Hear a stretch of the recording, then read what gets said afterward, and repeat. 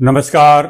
पिछले वीडियो में मैंने मंगल ग्रह से बनने वाले रोचक महापुरुष योग के बारे में चर्चा की थी।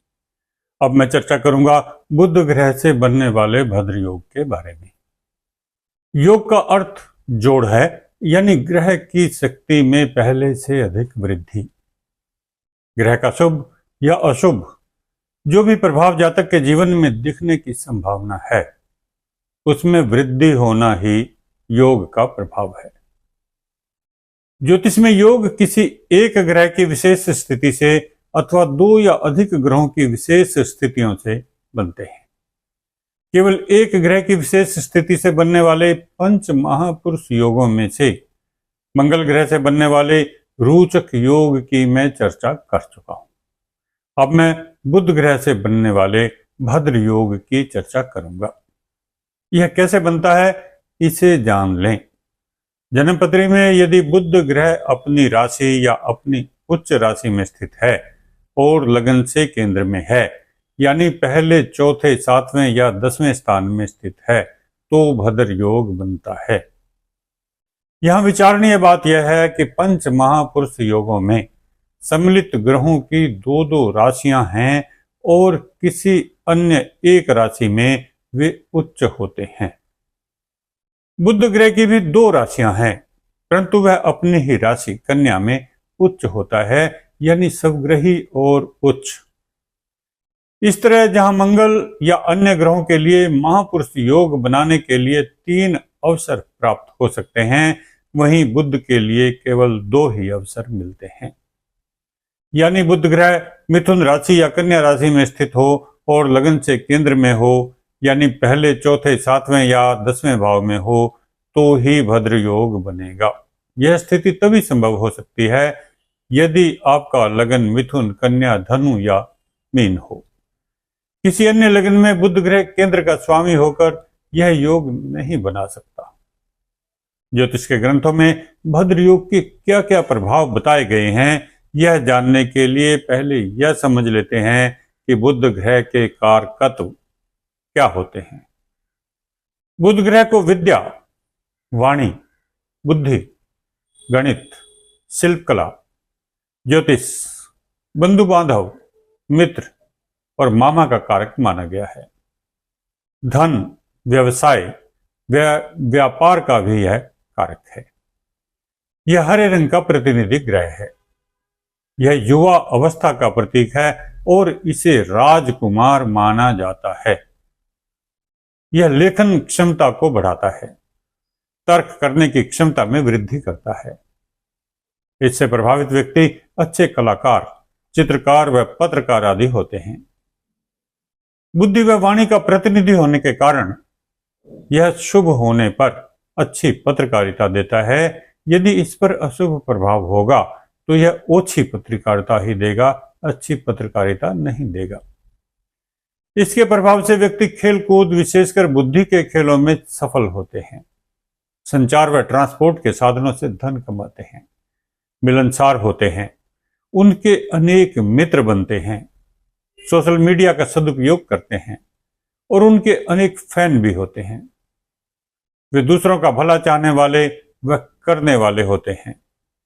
जीवन में मिलने वाली छोटी छोटी खुशियों का वे आनंद उठाते हैं।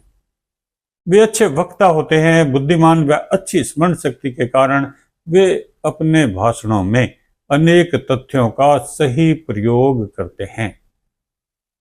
बुध राजकुमार यानी युवा अवस्था का प्रतीक है, इसलिए ऐसे व्यक्ति जीवन के युवा काल से ही आगे बढ़ना आरंभ कर देते हैं। जीवन में वे अच्छे शिक्षक, प्रोफेसर, सलाहकार व धन कमाने में कुशल व्यवसायी बनते हैं।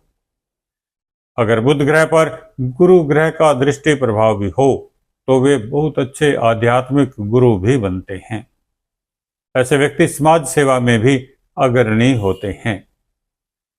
बुध ग्रह की यह विशेषता होती है कि यह अकेला शुभ होता है। यदि इसके साथ कोई अशुभ ग्रह हो तो यह अशुभ परिणाम अधिक देता है, और यदि इसके साथ शुभ ग्रह हो तो इसके शुभ परिणामों में वृद्धि होती है। विचारणीय बात यह है कि यदि बुध व शुक्र कन्या राशि में केंद्र स्थान में एक साथ हैं तो बुध उच्च राशि में होगा और शुक्र नीच राशि में होगा। शुक्र ग्रह का नीच भंग हो जाएगा। ऐसे में यदि शुक्र के अशुभ प्रभाव न भी मिले तो बुध ग्रह के प्रभावों में अवश्य ही कुछ अशुभता दिखाई देगी। शनि या राहु केतु के साथ होने पर भी भद्र योग के शुभ प्रभावों में कमी ही होगी। वैसे भी काल पुरुष की कुंडली में बुध ग्रह तीसरे व छठे स्थान का स्वामी है। इस कारण इसके प्रभावों में मूवमेंट यानी एक स्थान से दूसरे स्थान पर परिवर्तन, यात्रा, संचार के साधन, छोटे भाई बहन, कम्युनिकेशन यानी आपसी बातचीत करते रहना आदि व छठे भाव के प्रभाव से ऋण, रोग व शत्रुओं से हानि होने तथा व्यापार में कंपटीशन बढ़ने की संभावना होती है। भद्र योग के अंतिम परिणामों का विचार करने से पहले इन सब बातों पर विचार करना भी जरूरी होता है। एक और बात जो अभी तक मैंने इस वीडियो में नहीं कही है वह है बुध ग्रह के सामान्य बल का आकलन करना। यदि बुध ग्रह सूर्य के साथ होकर पूर्ण अस्त अवस्था में है, यानी सूर्य व बुध ग्रह के अंशों में 1 या 2 डिग्री का ही अंतर है, तो भी आपको इस योग का पूरा फल नहीं मिलेगा। बुध ग्रह यदि अपने प्रारंभिक या अंतिम अंशों में है, यानी 0, 1 या 29 अथवा 30 अंशों पर है, तो भी वह अपना प्रभाव देने में असमर्थ होगा, चाहे वह कितने भी अच्छे योग का निर्माण क्यों ना कर रहा हो।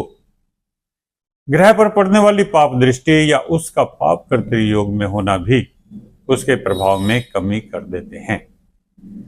ग्रह में जितना बल होगा उतना ही कम या अधिक प्रभाव देने में वह समर्थ होगा।